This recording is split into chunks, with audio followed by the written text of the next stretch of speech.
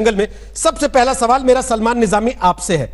ऐसी क्या नौबत आती है कि इस देश में संवैधानिक ओहदे पर बैठे एक आदमी को, जिसे अल्पसंख्यक आयोग का अध्यक्ष बनाया गया एक राज्य में, वो ये कहता है कि हम अरब देशों से तुम्हारी शिकायत कर देंगे और फिर देखना इस देश में तबाही आ जाएगी। अपने मुल्क के लिए ऐसी बातें कौन करता भाई?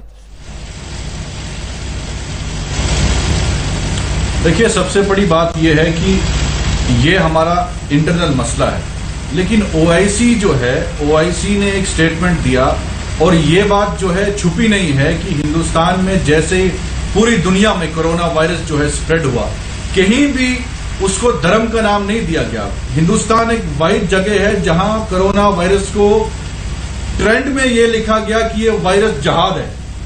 तो ये जहाद वायरस जो है ये क्या था? और दूसरी बात, आपने देखा कि अगर तबलीगी जमात से कोई गलती हुई है, हम कहते हैं कि बहुत से लोग ऐसे थे जो मंदिरों में भी लाखों की संख्या पे थे।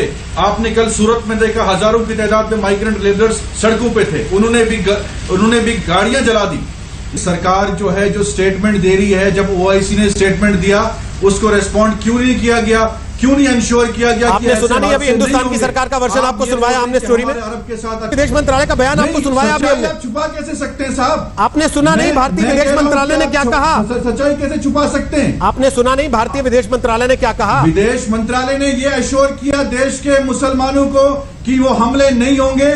जो एक सब्जी वाले, अभी आप ओआईसी पर थे कि ओआईसी की बात पर विदेश मंत्रालय ने क्यों नहीं बोला? तो प्राइम मिनिस्टर, होम मिनिस्टर कहाँ है? क्यों चुप्पी है? आप इतने ये चीजें क्या हो रही हैं? सीधे बोलिए ना कि आपको डर लग रहा है ये कहने में कि जफरुल इस्लाम ने असंवैधानिक काम किया है, उनको पद पर होने का कोई अधिकार नहीं है, उन पर कार्रवाई होनी चाहिए। ये कहने में आपको डर क्यों लग रहा है? क्यों कांप रहे हैं आप ये कहने में? कार्रवाई करना 56 इंच के सीने वालों का काम है, मेरा काम नहीं है। मांगने में भी डर रहे हैं आप तो। कार्रवाई करना तो बात की बात है, आप तो कार्रवाई मांगने में डर रहे हैं। मैं तो कहता हूं कि अगर आपको लग रहा है अरब देशों से आप ही की शिकायत न करते हो। आप जो है अपनी कारनामों को छुपाने के लिए, अपनी नाकामियों को छुपाने के लिए मुसलमानों को टारगेट कर रहे हैं। तो ये जो भाई साहब लिख रहे हैं वो नहीं है आपको सर, ये क्या कर रहे हैं? ये मुसलमानों की जय जयकार करवा रहे हैं जो चिट्ठी लिखी इन्होंने। लोग लाखों की तादाद में सड़क पे निकलते हैं। सलमान निजामी, वो प्रधानमंत्री को नहीं दिखता। ये जिन्होंने चिट्ठी लिखी, इन्होंने चिट्ठी के बाद आपको लगता है आपको सम्मान की नजर से देखेंगे लोग जब इसकी पैरवी करेंगे आप बैठ के? आपको फूलमाला पहनाएगी पब्लिक? ये तो इंटरनेशनल, कल यूएन के सबसे बड़ी बॉडी ने कहा कि हिंदुस्तान में इस्लामोफोबिया बढ़ रहा है। ये मैं नहीं कह रहा हूं, ये यूएस की रिपोर्ट आई है, मैं नहीं कह रहा हूं। आपकी देश की छवि इस सरकार ने खराब कर दी। आपके पास आई है, नफरत फैलाई इस देश में। क्या किया 6 सालों में? नफरत छवि। हमारी इंटरनेशनल अखबार पढ़िए आप, उसमें देखिए देश की छवि को आपने कितना नुकसान पहुंचाया है। मेरा एक सीधा सा सवाल है आपसे, नहीं आनी चाहिए कि दुबई को बोलना चाहिए कि इस्लामोफोबिया हिंदुस्तान में फैल रहा है। अच्छा, दुबई को बोलने से पैदा हुई? अच्छा, ये बताइए ना, बोल रहा है आज सलमान जी, दुबई बोल रहा है, सलमान प्रिंसेस बोल रही है, ये नौबत क्यों आई? क्योंकि हमारी सरकार ऐसे लोगों के साथ है जो लोग इस्लामोफोबिक हैं। सलमान जी, भाजपा का एक सांसद कह रहा है कि भाई मुसलमानों से आप सब्जी मत खरीदिए। उसकी कल ही लानत मलानत हम यही बैठ के कर चुके अच्छे से।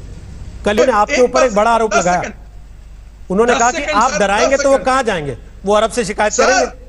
सर एक बात बताएं, वो विरोध के नाम पर जो पैरवी कर रहे थे आपने उसको समझा नहीं। उन्होंने कहा कि संगीत रागी जैसे लोग या बीजेपी के विधायक जैसे लोग डराएंगे तो फिर हम अरब के पास ही तो जाएंगे।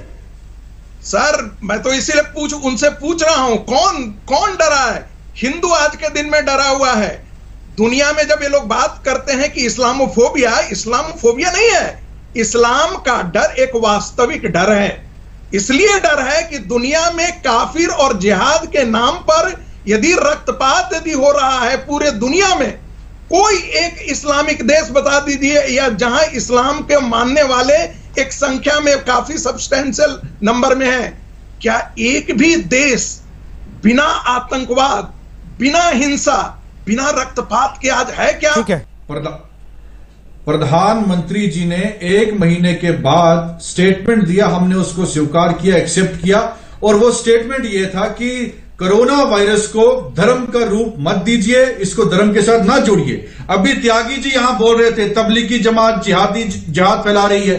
आज तबलीगी जमात के लोग जो हैं वो प्लाज्मा अपना डोनेट कर रहे हैं। क्या त्यागी जी डोनेट कर रहे हैं? मुझे दिखाइए। आप क्यों नहीं निकलते स्टूडियो से बाहर और डोनेट कर रहे हैं अपना प्लाज्मा? एक थेरेपी सक्सेसफुल हुई और उसके बाद जो है मतलब कि आप अरब मुल्क को चिट्ठी लिख देंगे या पाकिस्तान जिंदाबाद करने लगेंगे। मौका मत और मैं आपको कहूंगा सलमान निजामी बहुत बढ़िया, या कल को आप हत्या कर देंगे और आज आंखें दान करेंगे तो मैं आपकी जय जयकार करूंगा। नफरत बढ़ रही है। सलमान निजामी कल आप हत्या कर देंगे और आज कहेंगे मैं आंखें दान कर रहा हूं तो आपकी जय जयकार होगी क्या? रहेंगे तो आप तब भी हत्यारे। कहती है कि देश में हिंदू मुसलमान नफरत बढ़ रही है, तो इसलिए आपने कहा अरब देश को चिट्ठी लिखना जायज है। कल का स्टेटमेंट जो यूनाइटेड इसलिए अरब मुल्क को चिट्ठी लिखना जायज है। डिबेट करिए ना उस पे। बीजेपी का एक नेता अगर ये बात कह रहा है तो आप अरब मुल्क को चिट्ठी लिख देंगे, है ना साहब? छोड़िए अरब को, कल का जो यूनाइटेड स्टेट्स ऑफ अमेरिका का जो रिपोर्ट आया उस पर जवाब दीजिए।